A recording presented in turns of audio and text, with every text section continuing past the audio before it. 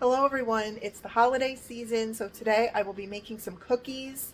I am personally gluten-free. I do not eat sugar or sweets, but I always bake them for my loved ones, so let's get into it. For this recipe, you want to cream 1 cup of butter, which is 2 sticks. The butter I'm using is Blue Bonnet. After you cream the butter, you want to add 1 cup of sugar and mix well. Next, add 1 egg, 1 teaspoon of cinnamon, and mix well. Next, add 2 1/4 cup of flour. Once the dough is thoroughly mixed, you're going to chill it in the refrigerator until it's cold. Now that the dough has chilled in the refrigerator, and then I sit it out on the counter for a little bit just to let the dough relax, because you don't want it too cold. It will make it too stiff to roll out. I am going to coat the top of my granite countertop here with a little bit of flour, and then I'm going to form a dough ball.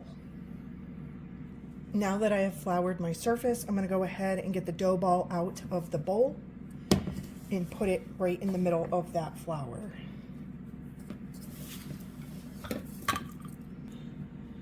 I like to make a dough ball from the whole amount of dough in the bowl. I don't separate it into smaller balls or anything. I just make one big dough ball. I used to have a marble rolling pin and I don't have it anymore. I only have the wooden one, so I'm going to go with this. A marble one is better in my experience. And you're just going to roll the dough out. And I change sides too. I go from front, back, left, right, and so forth. If the dough sticks on your rolling pin, you can always add some flour to it.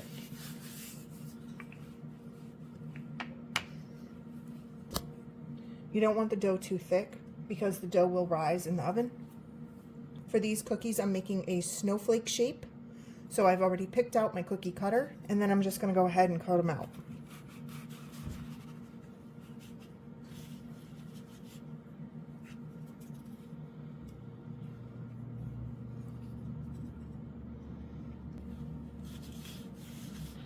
Now this is a large cookie cutter. You can also use a smaller one and get more cookies out of this batch of dough. So I was able to cut out 2 shapes from that dough ball, and then I went ahead and picked up all the leftovers, reballed it, and now I'm rolling that out.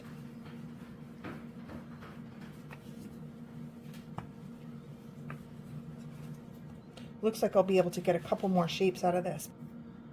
Now see, I cut this one out way too thick. That is too much thickness for these cookies, so I'm just going to use that for the next time I roll it out. I'm going to go ahead and roll it out even further. The flavor of these cookies is not in the dough itself, it's in the icing.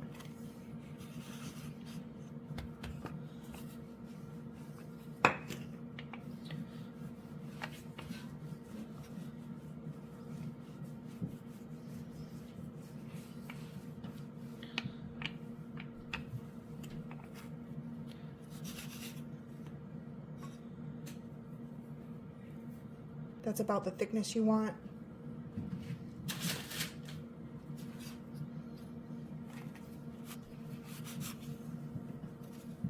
And I'm going to do one more dough ball. I can probably get maybe one more cookie cut out from this.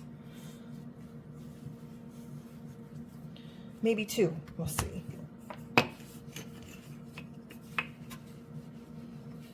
After a while, the dough starts to get flaky and it doesn't hold together well after you've done a few dough balls out of this.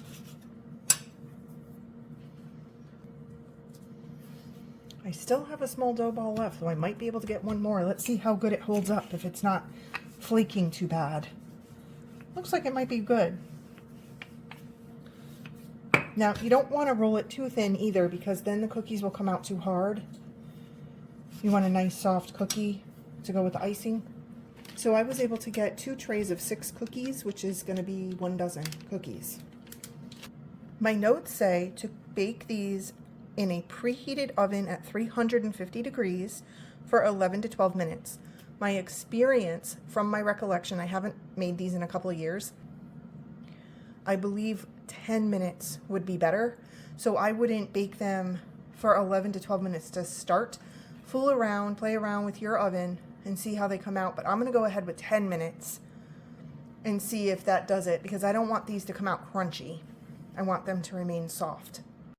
These just came out of the oven. Now you notice they are not golden brown, but they are still very soft to touch, and that's exactly what you want. So I baked these for 10 minutes at 350 degrees, and I think they came out perfect.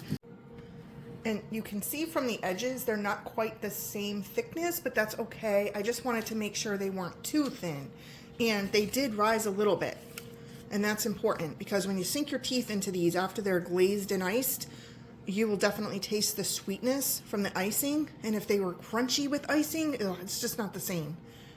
Now, another note here, I have granite countertops, and when I took these off the cookie tray, I left them on the parchment paper and moved them over to the granite.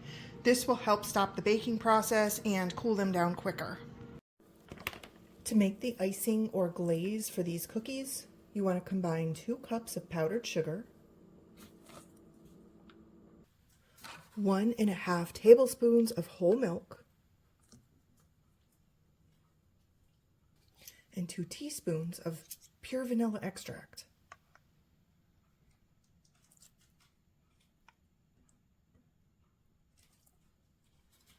Now you want to mix this up, but if at any time you want it to have a creamier texture, you can begin to add in additional milk.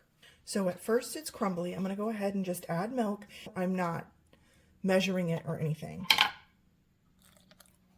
I added in 2 more tablespoons, and I have like a watery consistency, but at this point you can add in as little or as much as you want to control the consistency of it. If you want a thicker icing glaze, add less milk. If you want a watery icing glaze, add more milk. I mentioned when rolling out the dough, you don't want it to be too thin, but you don't want it to be too thick either. Here's an example of a cookie that was too thin and it came out pretty hard. The middle is soft, but the ends are pretty hard. It would be a good dunking cookie, if anything.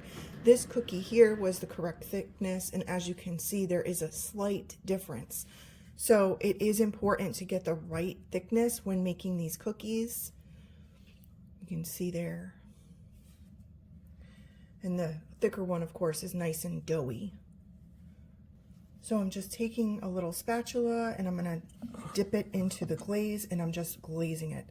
There's nothing fancy I'm doing here. I'm just pouring it over the cookie. You can get as fancy as you want. If you make the glaze thicker, you can use it with a pipe bag and pipe it onto the cookie and make it very decorative. But as you see here, I just pour it onto the cookie. Then I set it on the side on either parchment paper, wax paper. I have a paper towel set out. And at this point also, you can add decorations to your cookie. You can add chocolate chips, M&Ms. You can add sprinkles, colored sugar, or any other decoration you'd like.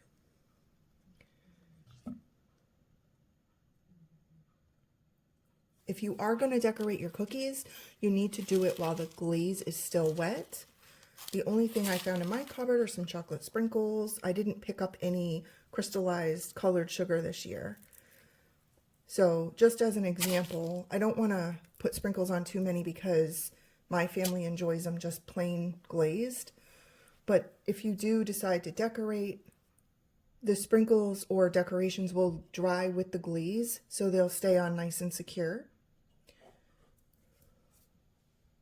Also, watch out for this. When you're supporting the cookie to glaze it, make sure you have it a good hold overall on the cookie. Don't hold it by one of the snowflake arms. Twice now this has happened where the arm broke off, so you want to make sure that doesn't happen to you.